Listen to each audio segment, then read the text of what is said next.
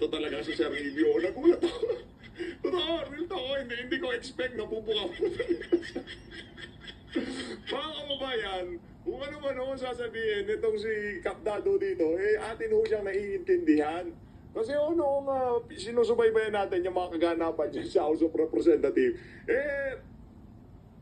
tayo din naman ho nanggigigil dito sa mga pinagagawa ito. Nitong si Atrasapante, nitong si Garrett Paduano. Sobra-sobra na ako kasi talagang in-exhaust nila yung kanilang ang kanilang contempt power, ang kanilang pang-aabuso na ginagawa sa mga komite diyan sa House of Representatives. Talagang nakakagigilo. Intindihin ho natin itong si Kapdado dito sa video na to. Dala ho yan ng pagmamahal sa bayan, ika nga, at talagang lantarang paggawa ng kapalpakan o pang-aabuso nitong mga politiko na